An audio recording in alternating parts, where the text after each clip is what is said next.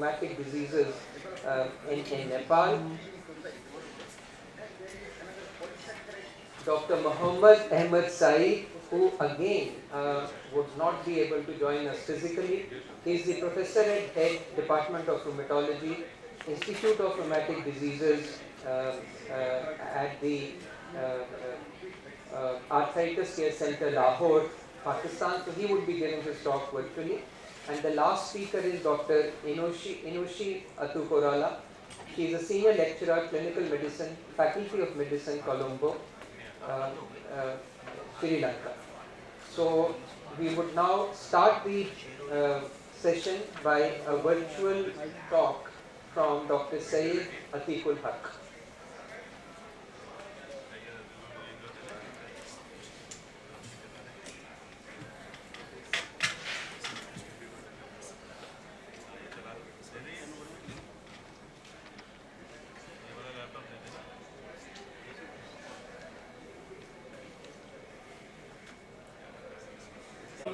So let me with these few words, I once again thank the organizer for asking me to do this job, and I'm proud to be here.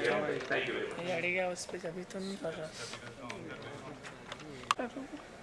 In 15% of patients, and were responsible for 25% of deaths in this group of patients.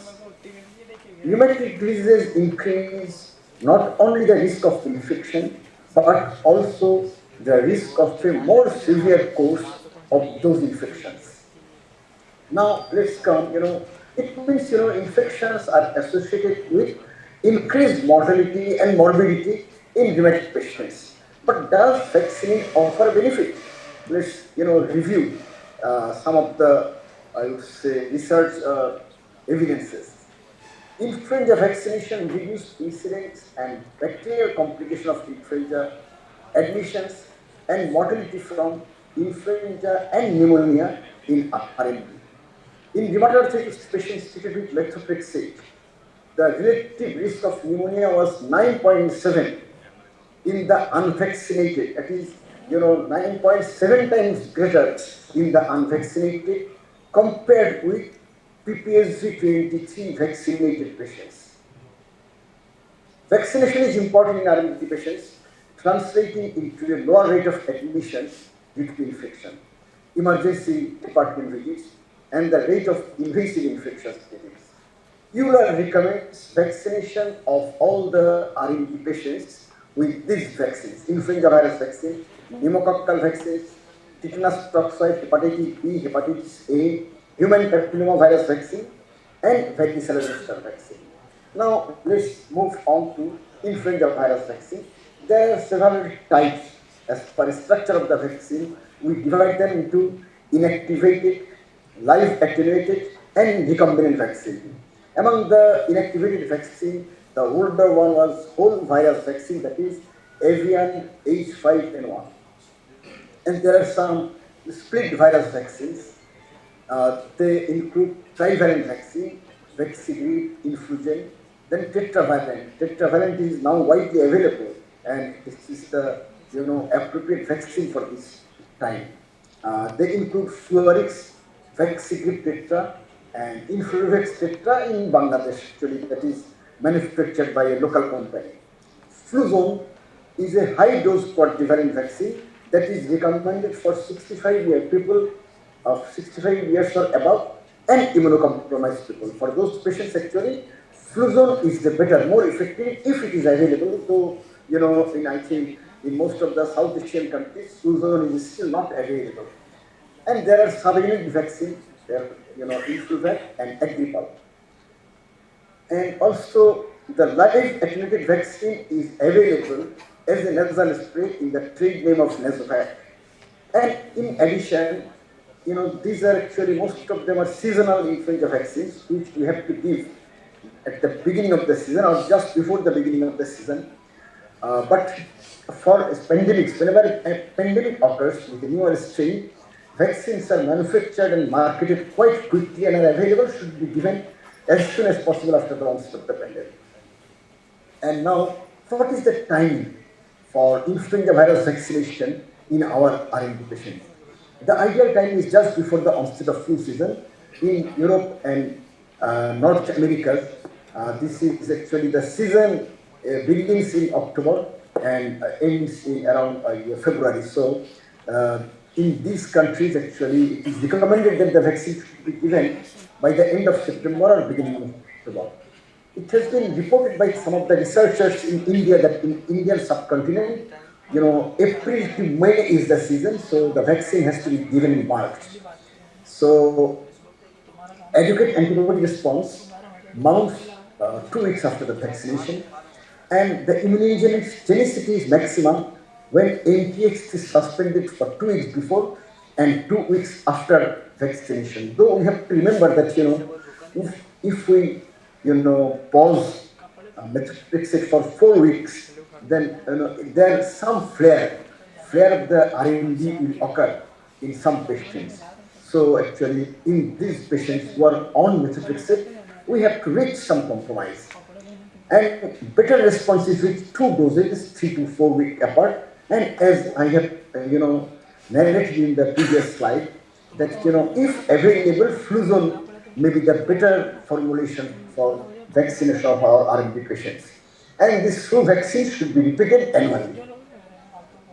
Pneumococcal vaccines. There are actually 2 types of pneumococcal vaccines. One is called conjugate vaccines. And, the development of immunity is T lymphocyte dependent. And there is another polysaccharide vaccine that is T lymphocyte independent. The conjugate vaccine is more widely available. That is the oldest one. Not actually oldest, this is the second. PCV13, that is pneumococcal conjugate vaccine prepared against 13 strains of pneumococcus. And then came PCV15 and PCV20. These PCV15 and 20 are better, in fact, more recent versions, but they are not available in, most of South India. So we are still dependent on PCV13. And then there is 23 valent pneumococcal polysaccharide vaccine. It is better to take these vaccines 2 weeks before starting methotrexate. And there is a policy of prime and boost for pneumococcal vaccines. PCV13 should be given first, to be followed by PPSV23 after at least 8-week interval. But if PPSV23 is given first somehow, because PCV13 is not available in many parts of South India, and also it is more expensive. So in our countries, rheumatologists and other doctors are often compelled to give PPSV23 first. If they are given first, PCV13 should not be given till 1 year of elapses after PPSV23. So in that case, our interval should be 1 year, and then we should give PCV13. PPSV23 should be repeated after 5 years. And also, again, it has to be given for the 3rd time when the patient reaches 65 years age. Those above 65 should receive 1 dose of PPSV23. If received shortly before 65, the patient should receive another after 65, and there is no need for taking a 3rd dose. Those who receive PCV20 at 65, PCV20, not PCV13, they need not take PPSV23. And it is also applicable to the younger patients, younger patients with RMD. If they are given PCV20 at the beginning, as because PCV20 is available in that particular country, they need not take PPSV23 anymore. Now, let's switch to herpes zoster vaccine. There are 3 types of herpes zoster vaccine. The currently recommended one, particularly in the USA, is called recombinant zoster vaccine, and abbreviated as RZP. The trade name is Shingrix. It provides immunity stronger than its earlier congener, live attenuated vaccine, that is called ZVL. So the current one, that RZP or Shingrix, is the superior one. Its immunity doesn't diminish with age, whereas with ZVL, immunity decreases with age. And taking history of herpes zoster in the past is not essential for Shingrix. For particularly whenever we give ZVL, we have to take past history of herpes zoster. Why I am coming soon. And this ZVL is available in the market as Zostavax. Though Zostavax is no longer available in the market of USA. It is used in people 50 years and older with past history of varicella zoster virus exposure. But it is no longer available in the USA. And there is another version that is called live attenuated Oka varicella vaccine. The trade name is Verilix. It is a lower dose live attenuated vaccine, and it is used in younger patients for prevention of chicken pox. It is not very much effective in preventing, herpes zoster. So how should we administer this RZV or Shingrix? A dose of RZV will be given to patients with RMD 18 years or more in age, preferably 2 weeks before commencing CS tumors.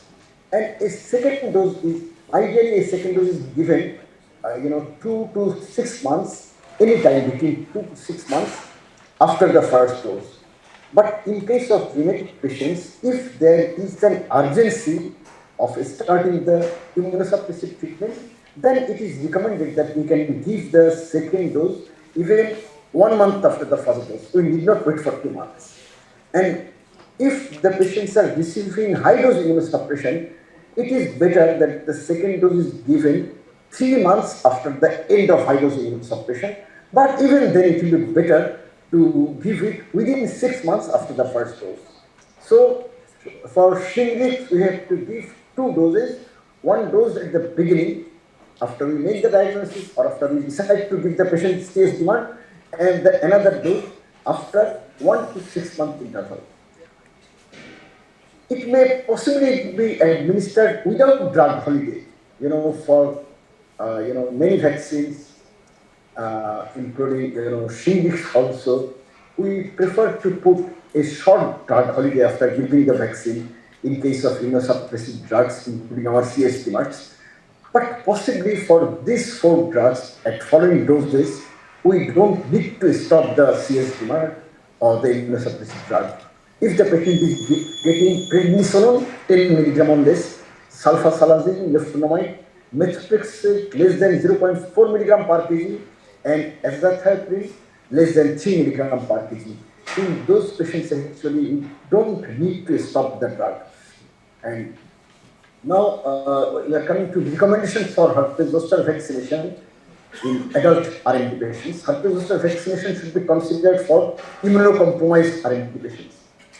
The recombinant herpes zoster vaccine is approved for those 18 years or above, for all rheumatic patients 18 years or above. Live attenuated vaccine is recommended approved for those 15 years old. Now let's switch to human papillomavirus vaccine. They're currently available in 3 different names. Cervarix, that is the bivalent human papillomavirus vaccine, it is no longer available. It is taken off the market in USA. Gardasil, this is a quadrivalent vaccine. Against 611, they produce genital warts, and 16 and 18, they are carcinogenic. And Gardasil 9, that is 9-valent, and actually it offers immunity against 9 strains of human papillomavirus, including 6 and 11, which are responsible for genital wart and not for carcinoma.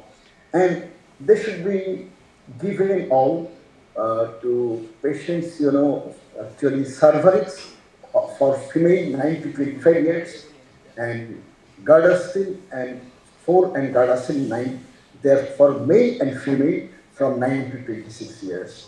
Now, actually, I am going a bit detail, how we have to give this human papillomavirus vaccine.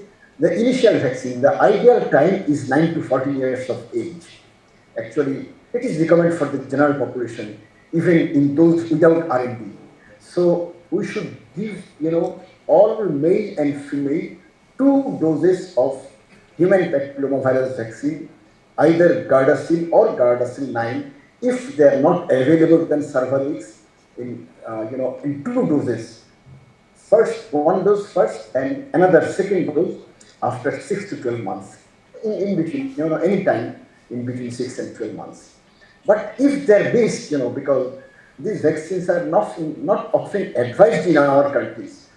So if that is missed, and the patient develops RMD, then for patients, male and female, between 15 to 26 years, we have to give 3 doses, not 2 doses as in 9 to 14. Here we have to give 3 doses.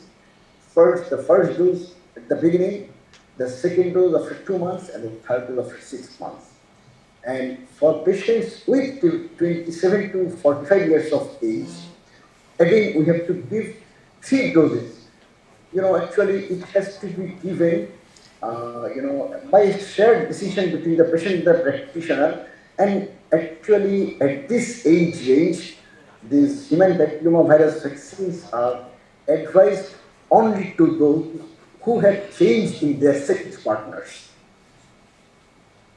Now let's move to hepatitis B vaccines. 3 doses, 0, 1 and 6 months, produces a protective antibody response in approximately 30 to 55% of the healthy adults aged less than 40 years after the first dose, 75% after the second dose, and 90% of the people after the third dose.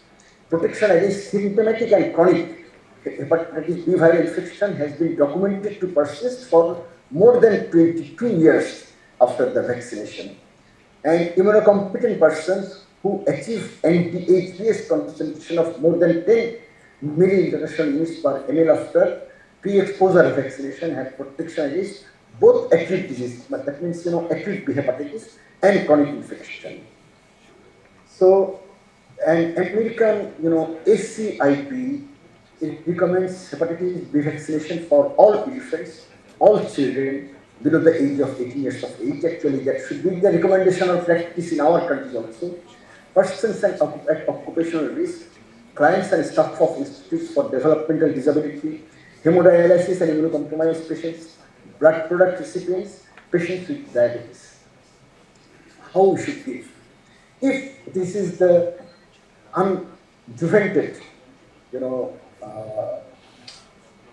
recombinant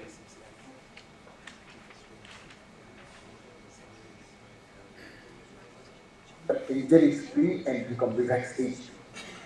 Also, there is another twin mix. This vaccine is a combination of hepatitis A and B. The first dose should be given immediately, second dose 1 month after the first dose, and the third dose 6 months after the first dose. But if we give the adjuvanted vaccine, adjuvanted hepatitis B vaccine, that is available in the name Hep B Syed, though it is not available in our South Asia, and it is recommended for only those above 80 years. This, Engerix or unadjuvanted one is actually advised for all children and adults, everyone. But this, adjuvanted one is advised for only those above the age of 18 years. It has to be given only 2 doses, one first and one after 1 month. The second one after 1 month. Now, we have to clarify some issues related to giving booster dose in hepatitis B vaccine. It is often asked, booster is not necessary for the immunocompetent. For immunocompetent individuals, booster is not at all required. But, for previously vaccinated but immunocompromised folks, what should we do? We have to think of giving a booster, particularly before we start biologic DMARDs and kinase inhibitors. Actually, this is not the topic of my talk today. And it has to be given 8 weeks, at least 8 weeks after the last dose. We have to measure anti-HBs. And if anti-HBs titer is less than 10 milli-international units, then we have to give the booster dose. So it is clear that we have to consider booster dose in patients in whom we are contemplating B-DMARDs or kinase inhibitors, not CS DMARDs. And actually, we have to measure anti-HBs. If the titer is less than 10, then we have to give the booster dose. But also, if we come across a patient who has received, some immunosuppressive drugs, for example, in our country, we come across rheumatoid arthritis or ACD patients who have received, steroids for about 10 to 12 years. In those patients, actually, we shall give methotrexate. Even then, it may be wise. Of course, it it should be a shared decision. It may be wise to measure NPHPS and give a booster dose, if the titer is less than 10, though this is an aspect which has to be researched in our South India. And diphtheria, tetanus and pertussis, acellular vaccine, DTPA. It is recommended in all above 7 years of age, and in particularly in those without history of booster within past 10 years. And tetanus toxoid may be an alternative where diphtheria and pertussis are not endemic.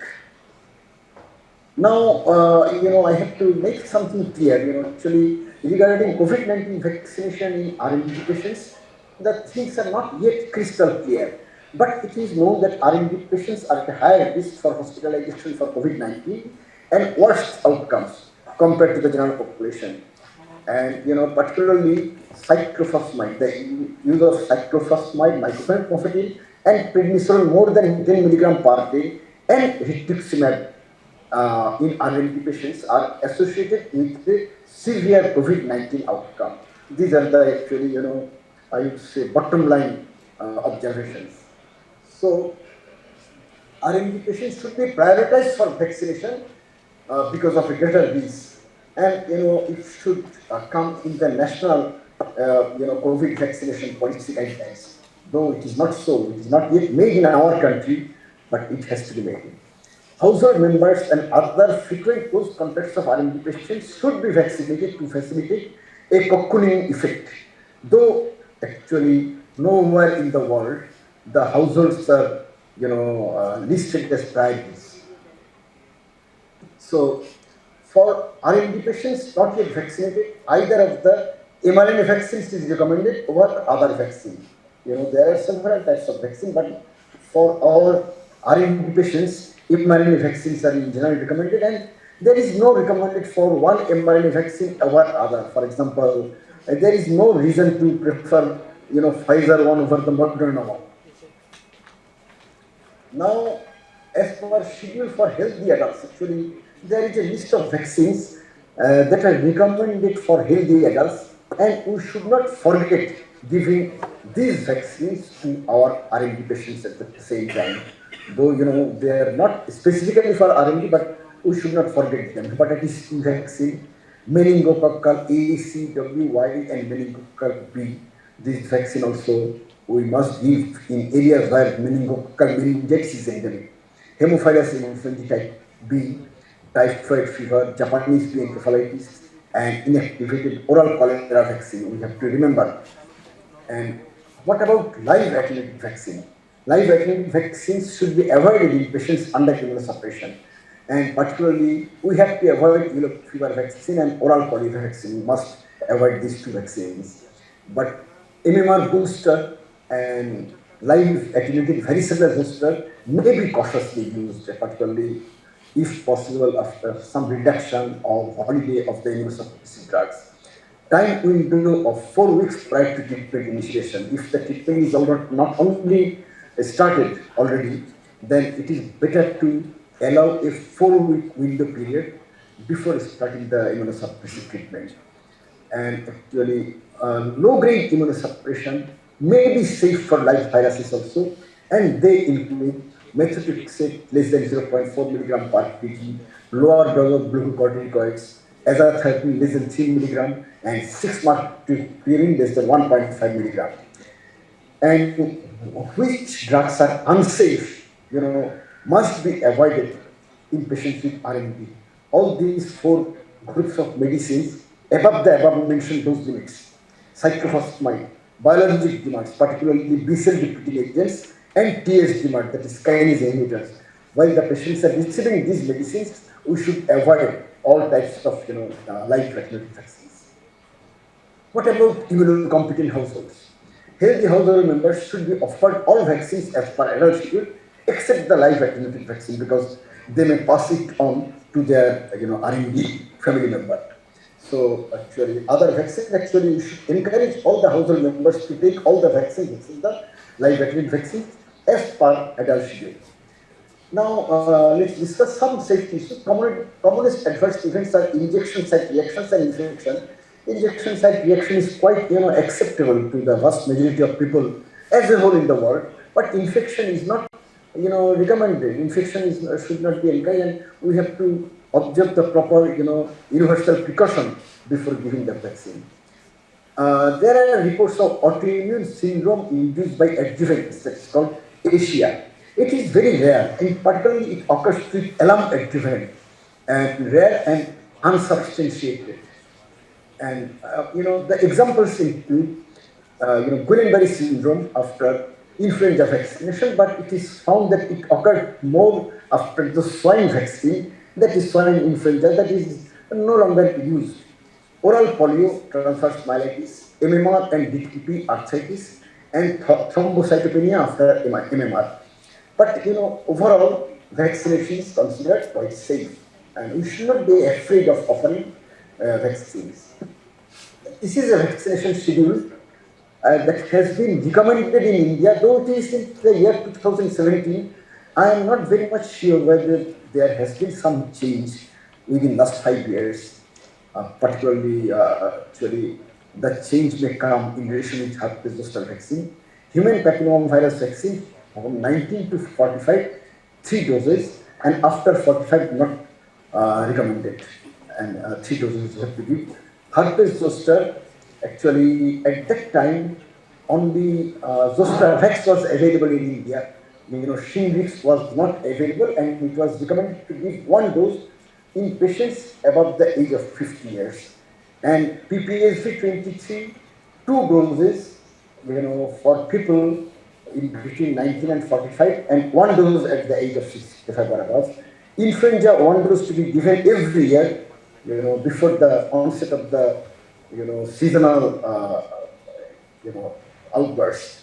And PCV13, 1 dose to be given in a lifetime, and hepatitis B, 3 doses.